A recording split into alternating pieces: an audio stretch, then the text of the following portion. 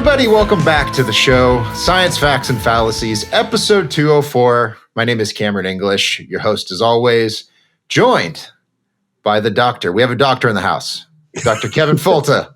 What's going on, my friend? I just got out of surgery. It did an appendectomy, you know. Wait, when you say, the doctor in the house. No, it's just an average day in plant science world.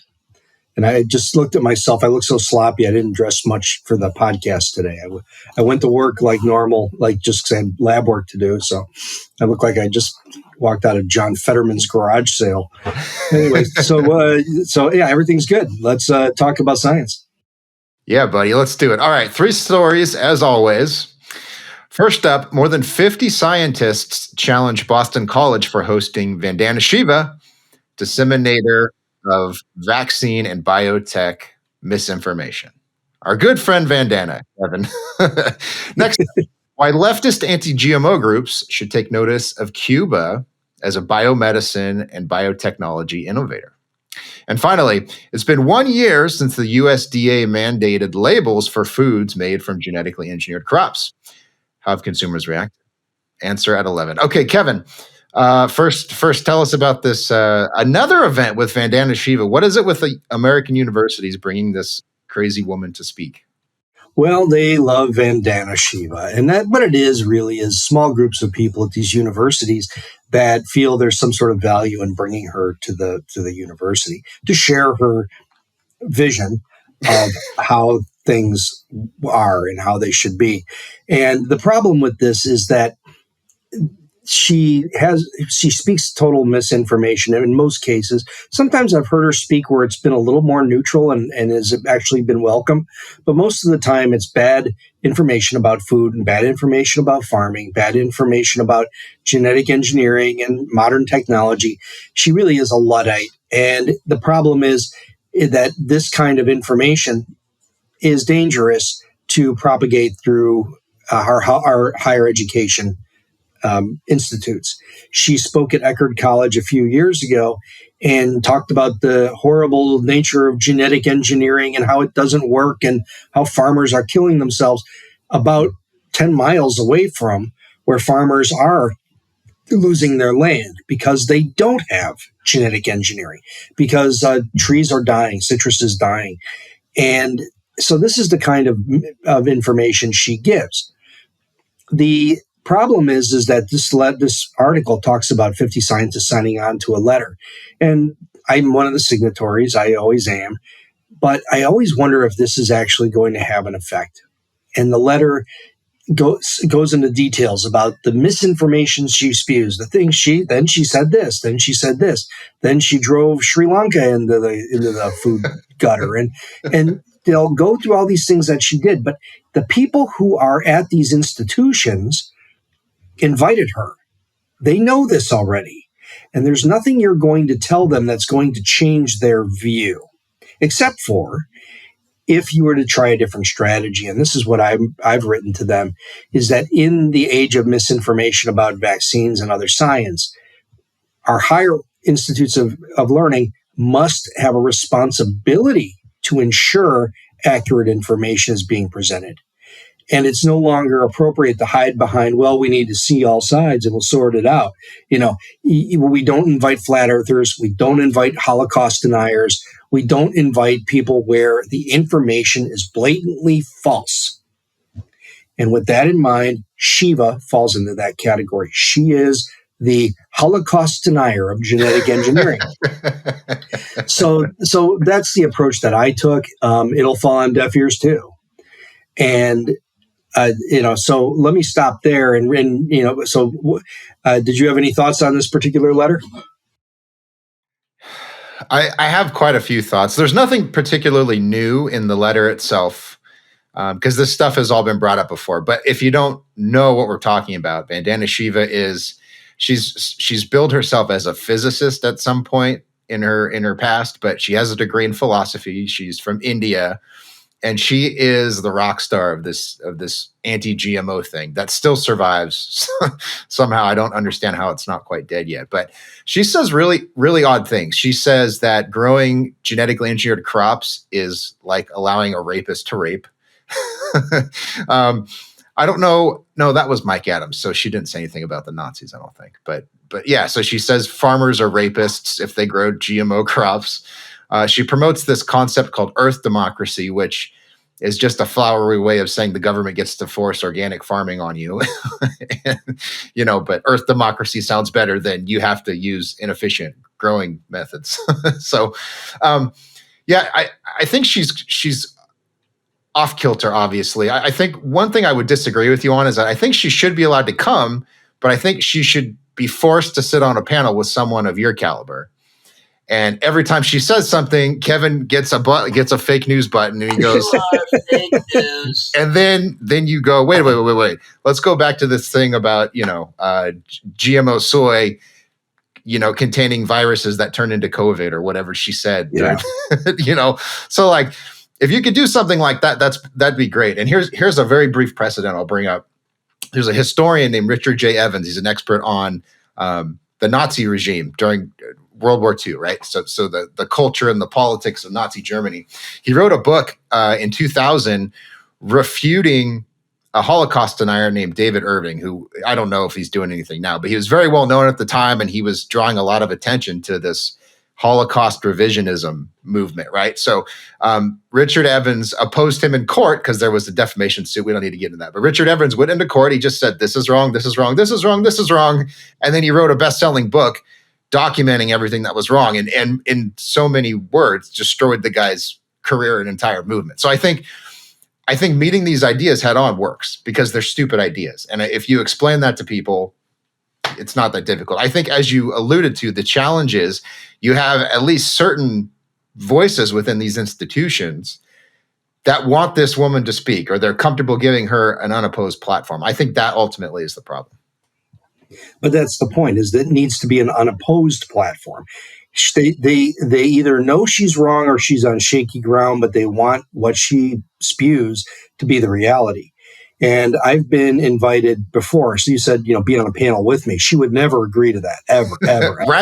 Right. She has to have the room to herself, get her $20,000 honorarium, I think it is, and first class ticket. It's a heck of, usually I get a bag of Doritos and a bottle of water, and that's my science honorarium. But when I spoke at Iowa State, she spoke at Iowa State, maybe 2013, and they invited me to be the cleanup hitter. And so after she spoke one week, they made me part of the series. And I came out the next week, and the people there were screaming and yelling at me and yelling and breaking up my presentation. And it was way off base. But the best part about it was I handled them a class. I handled them fairly. I stuck around until every single question was answered. And even though we were scheduled for an hour and a half in the room, I think we stayed 3 or 4 hours and just talked. And it was great. And a woman who was there at the time, a student, and her name was Kelsey Farr. I'll always remember that because it was the same as the quarterback, except for the first name. And she wrote a paper or a thing for the school newspaper about the differences between Shiva's doom and gloom, her toxic rhetoric, her unfounded claims, and my even-handed fair treatment of everybody, even people who are dissenting. And it was such a wonderful article for her to write, and really showed my approach relative to somebody who is a charlatan who's making up information. So it does work that way. I'll volunteer to go to Florida International. I'm not going to Boston. There's plenty of eggheads in the Boston metropolitan area who could step in and do this. And so it's horrible that she's given this platform because she doesn't deserve it. She's not a physicist. She has a master's degree in physics, PhD in philosophy. That I tried to read the dissertation, and it's a dissertation in philosophy. I mean, it's out there. So anyway, I don't know if we can go into much more other than thank goodness that people do push back, but she's quick with blocking on social media. She has her audience in her hand, and other ideas are not welcome. Yeah, true enough. I think maybe the only redeeming value is that you can turn this into an opportunity to educate other people, right? So maybe she's obviously a lost cause. So is her audience. But if you can disrupt the narrative, whether it's on social media or maybe just, and this is one thing I think could be done better, is people could show up to her events and film their interactions themselves, But I think that rubs people the wrong way. They don't like to be seen as confrontational or controversial. So, anyways, I don't. Let me throw one quick one in there. Is that she does bridge and what do they call this? When you change pivot and bridge, when people do ask her questions. So someone will say, well, how can you oppose a technology like golden rice, which has its, which is not by companies and is patent free? And she'll say, it is still the work of Monsanto, and Monsanto is blah, blah, blah, blah, blah, blah, blah. And she'll go into her diatribe. So she has, even when you ask a legitimate question, she deflects. And so it's very, very hard to have a productive conversation and get anywhere with her. Yeah, that's true. I just think it's like you go into it and you say, "Have you stopped beating your wife yet?" You frame the question in such a way that she either gives you the right answer or she has to tap dance. And I think it's valuable for people to see that. Do you still oppose golden rice, which could prevent however many thousands of children from going blind and dying? So anyways, I don't know. We'll have to come back to this, Kevin. But along the same lines, we're talking about GMOs or biotech crops in Cuba. And I don't think a lot of people know that they have a pretty robust research community down there. So tell us about this. Yeah, and we neglected to say this is our all GMO episode. First one. Yeah. All GMO, all the time. All the time. Number 204. Yeah. So this article was written by Daniel Norero. And Daniel is, he's an engineer, I believe, agricultural engineer, but also has very, very good communication skills. He's very prevalent on Twitter, and he does a beautiful job at sharing very interesting science. And this is a great example of his quality of work. This was a genetic literacy project about why leftist GMO rejectionists should take notice of Cuba's emergence as biomedicine and ag biotech innovator. And the political jab there comes back in a little bit. We'll talk about that. But the big deal is that Cuba, despite being viewed by many as kind of a backwards, island 90 miles off of Florida, is actually a reasonably progressive country in a few areas and doing a very nice job with being self-sufficient because of farming. And shouldn't say that too loudly. They have a good foothold in self-sufficiency, yet still are massive importers. They import a huge amount of food.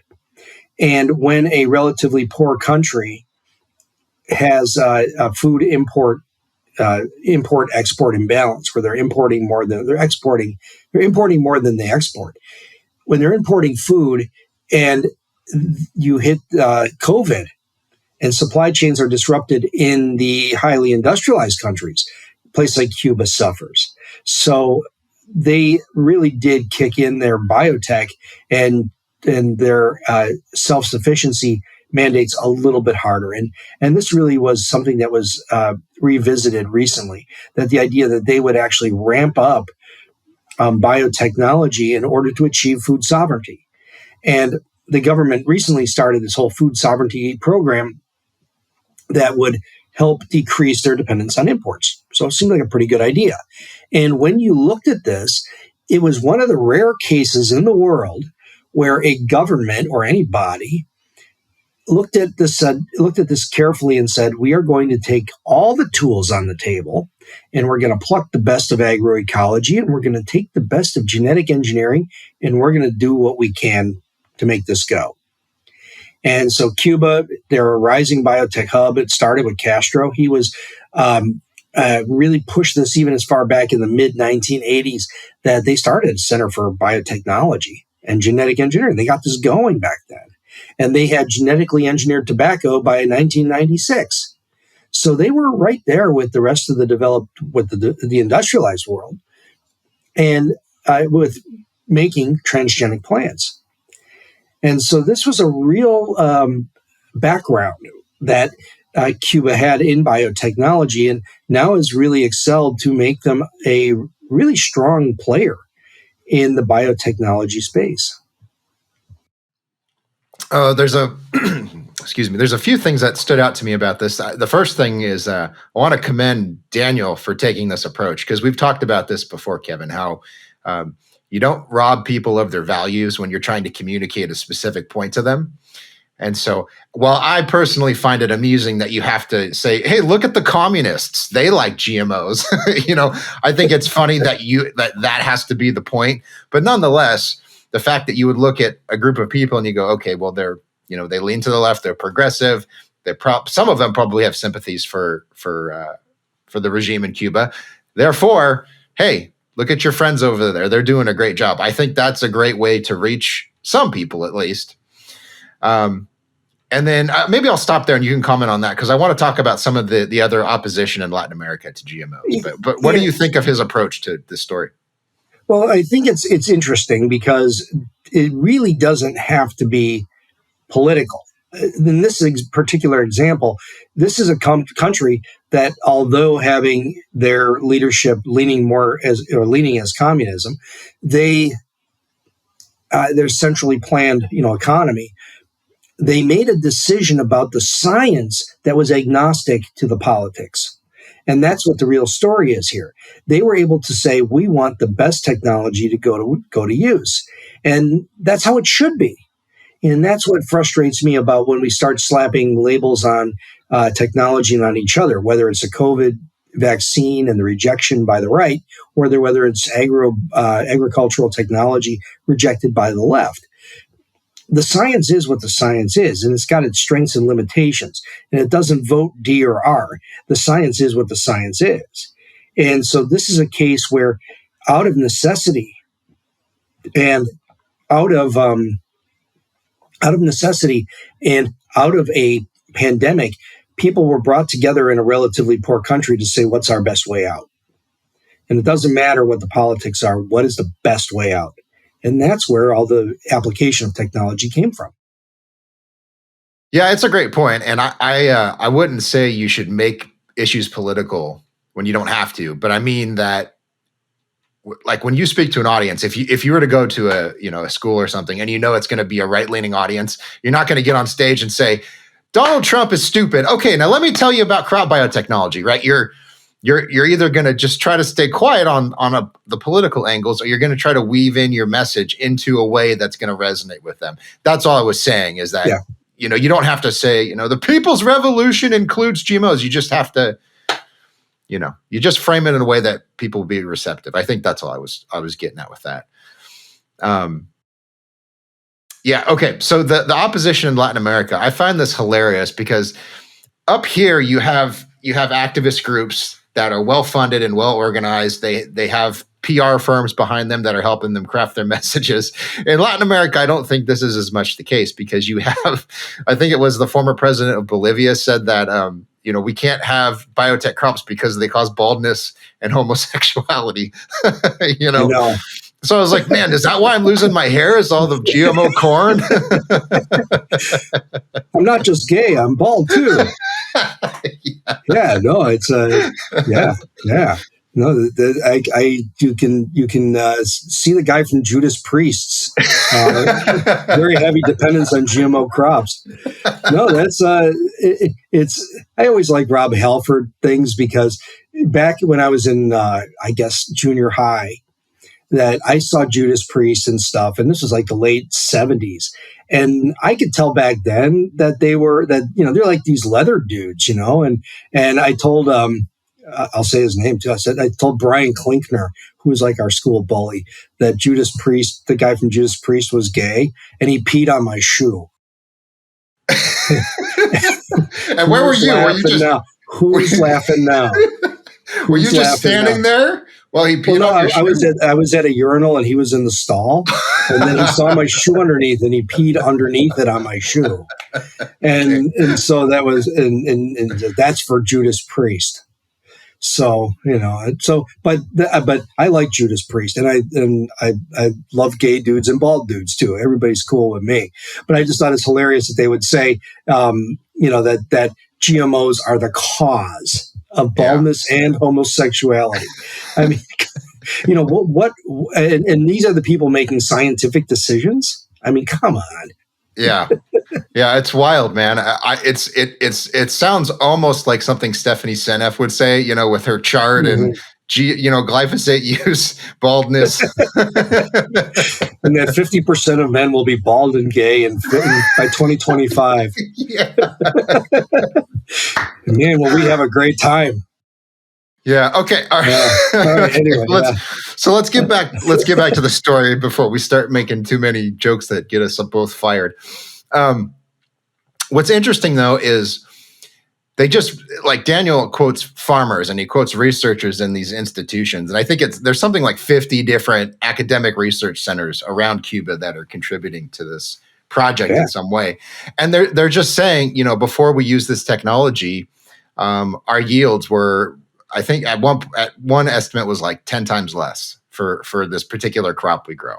So you can't argue with that. And if you want to talk about sustainability, our soil is healthier now because we're not dumping chemicals onto our cropland, and we're not using as much fertilizer, and we're not tilling as much. I mean, they're all typical points we've discussed ad nauseum on the show, but it's interesting to see it coming from people who don't do a podcast for a living, right? You and I can say this and it's true, but if it's from the guy out there, and you're a farmer, don't get me wrong, but it's from this guy out here trying to make his living, and he's like, hey, this really works. I think that's a powerful message.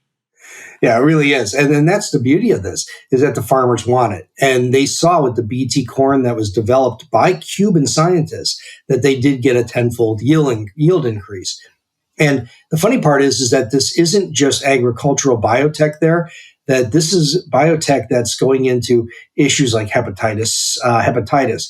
They're dealing with meningitis. They have vaccines for meningitis that came from Cuban innovation. They have their own SARS-CoV-2, the COVID vaccines. They came up with 3 different vaccines from Cuban scientists that are currently still moving through the approval process, which I don't know what that's like there. But it is a country with a aggressive biotech underbelly. And I really need to do a talking biotech podcast with someone from Cuba who understands the status of their biotech industry and really where they're going.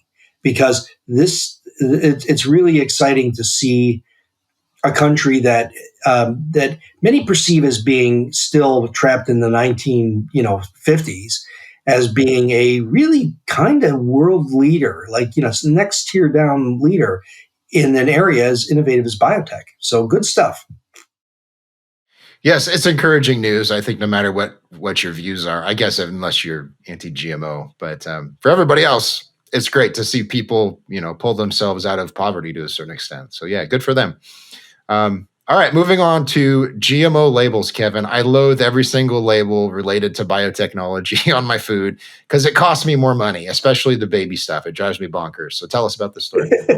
Well, back in 2013, I dug a hole in the ground and I put in a time capsule that said, in 2023, in 10 years, let's look and see where this biotech labeling thing is. So I'm going to take it out right now and take a look and see what it says here. Hang on. Here, all right. It says, it's really all tattered. It says, nobody's going to care. And the costs will be high. It will take a lot of energy and a lot of anger to create policies that don't matter, yet add costs for the consumer and still don't make anti-biotech activists happy. And it also says here that I can't read it. Anyway. Um, Okay, you're either a prophet or you wrote that 5 minutes ago. Which no, one is? it said something about President Trump, and I thought, well, but that he was still president, so I maybe made a mistake on that one, or maybe they know that there's something about the machines, and January 6th was right. Anyway, that's not really what I think. So save the hate mail. I do think that about this biotech labeling thing, because we were seeing this back in 2013, and it was awful. It was a war, and people demanded these labels. And the labeling initiative in California was looked at as the pivotal switch. If they could force GM labeling in California, the country would follow. And it narrowly lost in defeat. And that's where places like USRTK were born.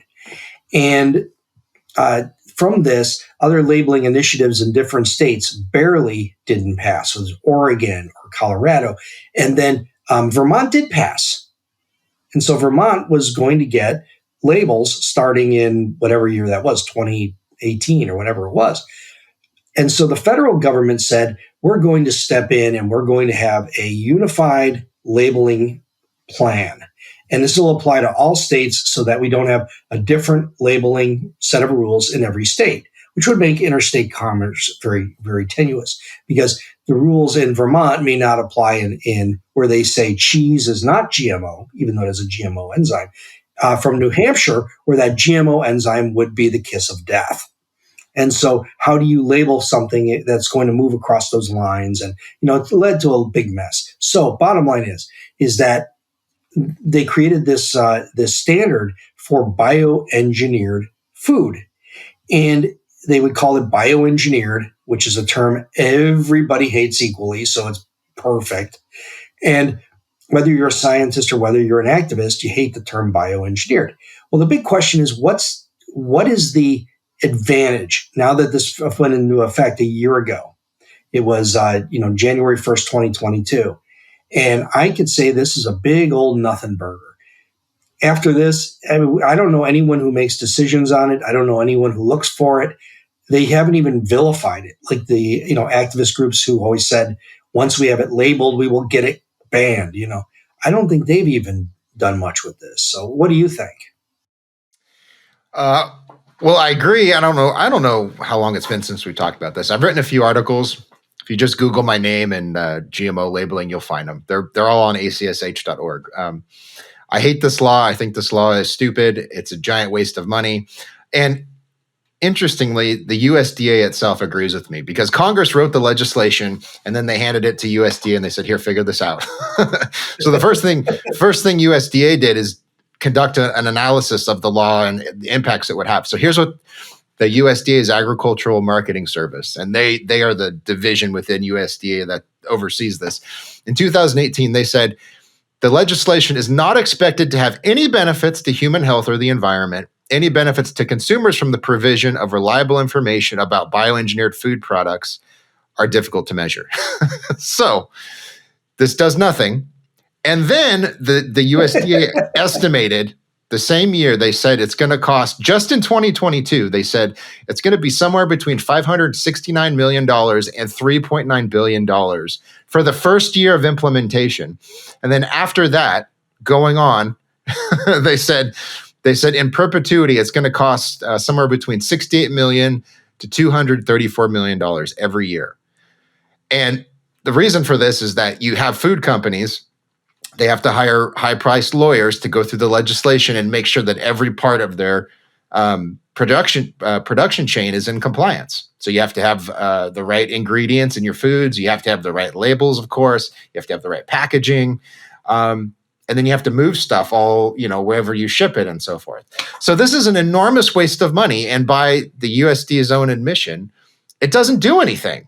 So I think it's very reasonable to say this is stupid. And I have more complaints, but I'll stop there, Kevin. Well, they have quantified how irrelevant this rule is. Think of all the hassles that went into this, all of the legal battles and all the back and forth online and everything. And how many complaints did they get last year about? Like 12 or something, right? I can't even do it. I can't even say it. They got 11 complaints last year. 11 complaints. Yeah. Probably all from the same person. and it just illuminates how irrelevant this is, especially landing after COVID, and where people kind of started to realign. We've got bigger fish to fry here, and so that really illuminates how poor this legislation is. And it's one of these things that scientists hate it, grocery manufacturers hate it, food producers and farmers hate it.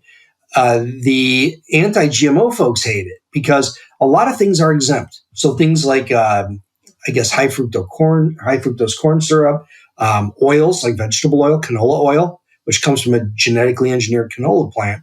There's no DNA in the oil. Oil is oil. DNA moves with the water fraction that you purify with the oil.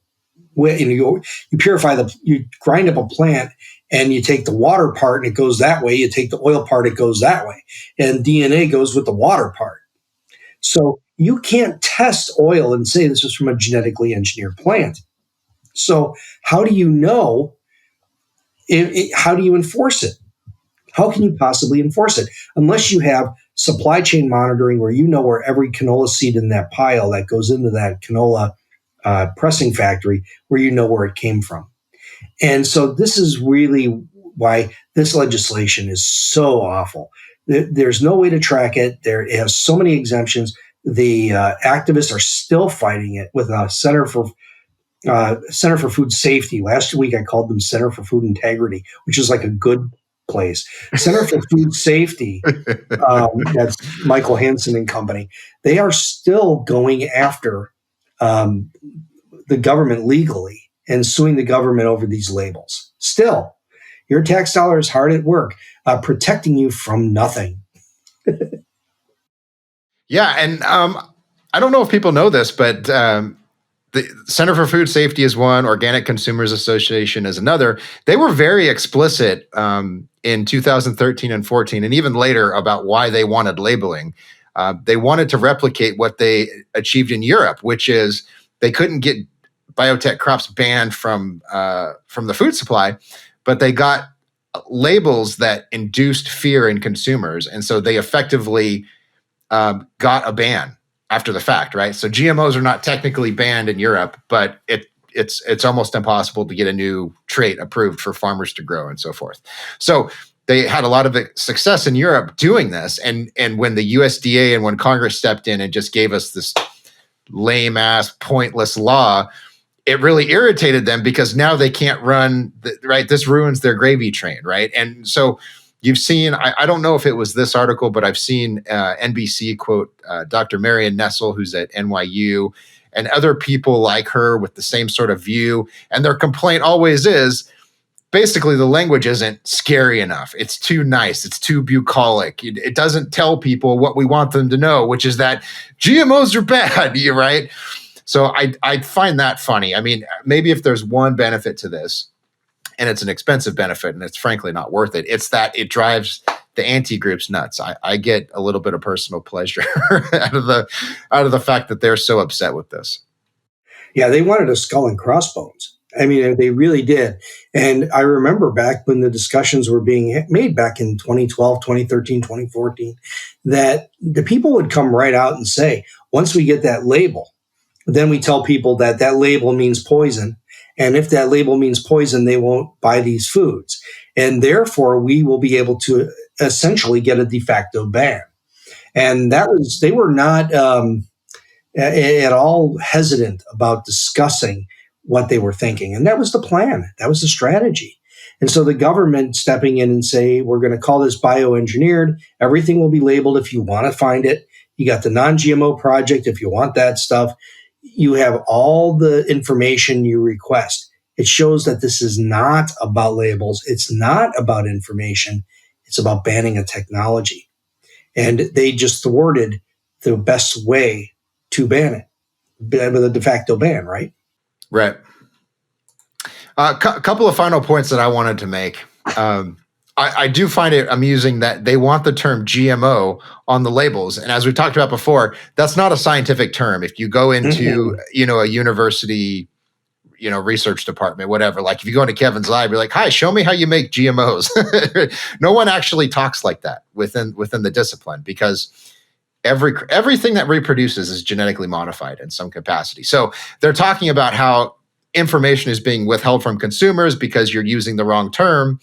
But GMO is not an accurate term. It's nebulous. It means whatever you want it to mean. So I do find that funny that they're complaining about information being withheld. And they're like, don't use this bad term, use this other bad term that's more familiar. That drives me nuts. And then just the final thing about the law, and I've mentioned this before, Dr. Henry Miller pointed this out in several articles he's written, but you could have 2 identical bottles of corn oil. And under this law, one could have the bioengineered label and one could not.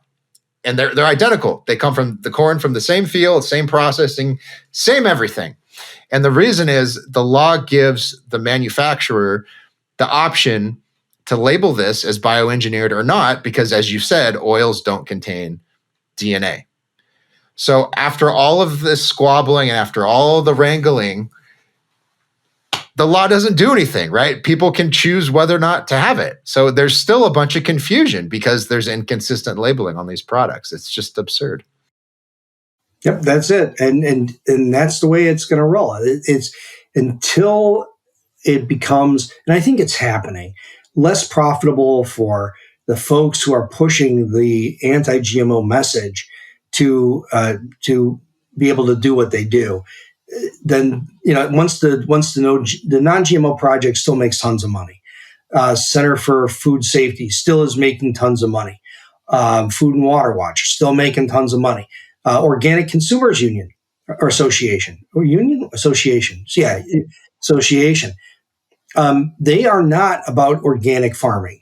They're not about organic consumers. They're an anti-biotech group, and they have hijacked the organic farmers and organic producers to malign biotech, and that would piss me off if I was an organic farmer. So they're starting to find their irrelevance, and it's happening. And I'm doing everything I can to grease that slope, because I would sure like to see this discussion put behind us so we can move on to better things like taking care of people and taking care of the environment. And that's really where we need to be.